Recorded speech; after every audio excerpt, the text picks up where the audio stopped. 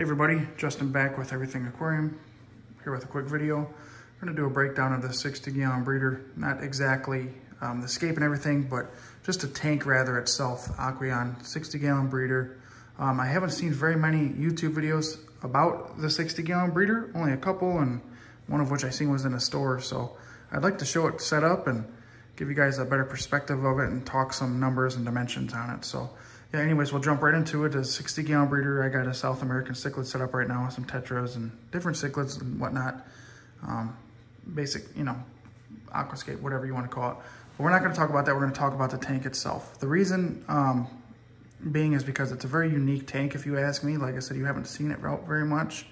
And in my opinion, I really like the shallowness to it versus a, like 75 tank that is a little bit taller, which also has a great footprint. And this is, mind you, this is the same. So the 60-gallon breeder is 48.5 inches long from this way to that way.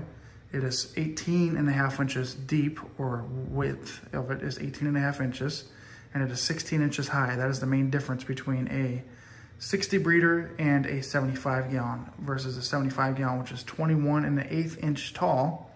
So you're getting, 16, 17, 18, 19, 20, 21, about 5 inches less, 5.1 inch less on your height, which that can be beneficial in some ways, as well as, not beneficial.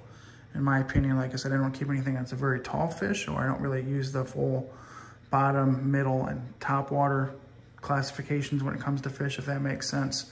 Kind of just keep, like I said, some tetras, and I have some cichlids and stuff in here, so they go all over the place. But now versus like a 55-gallon, which is going to be 48.25, which is almost the same footprint, by 12.5 or 12.75, excuse me, depth, which is, I'll stand up and give you a shot over here. This size here, from there to there, that's less swimming width.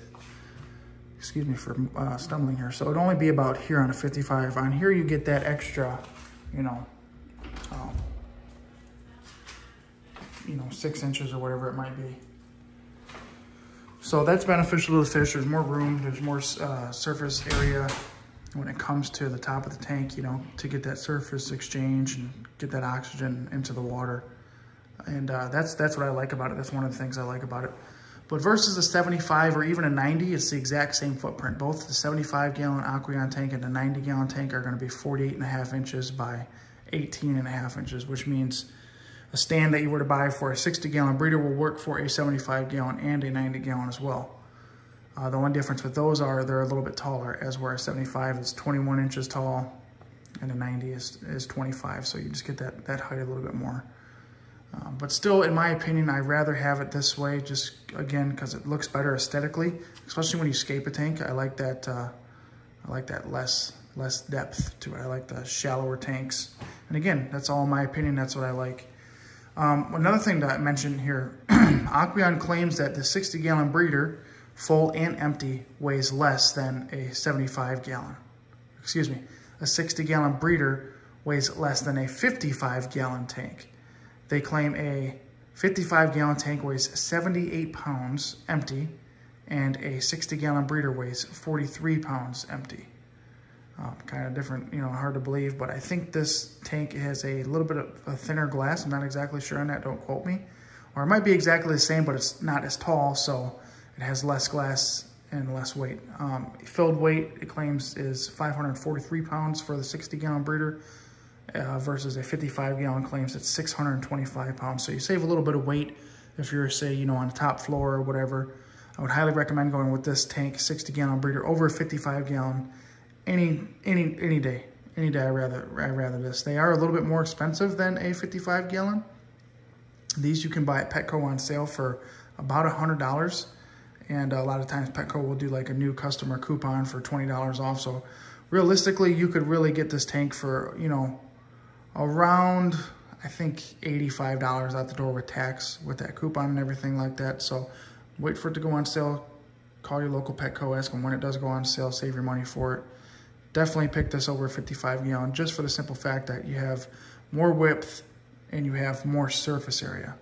Like I said, when you look on here, you can see from here to all the way down here, this is your surface area. You want more of that in order for that surface exchange, right? And when that water's bubbling up or hitting the surface, it's allowing that surface tension to be broken and release that carbon dioxide and allow that oxygen to enter, therefore causing a healthier tank environment. So not to blab on, but yeah, that's a quick video about it. Just wanted to go over a couple things that I liked about it. There's not really anything I don't like about it. The price obviously is a little pricier, but that's just the times we're in now. But yeah, I mean, everything works. Like these glass canopies are from a 75 gallon. They will work for a 60, 50, or excuse me, not a 60. They're not a 55. They'll work for a 60 breeder. They'll work for a 75. They'll work for a 90. So pretty universal stuff here. Yeah. Anyways, take a peek into it, guys. See what you guys think about it. Let me know what you think in the comments below if you have one, if you don't, if you've been interested in getting one. Hopefully this helped you make a decision on that. So anyways, guys, thanks for watching. We'll see you in the next one.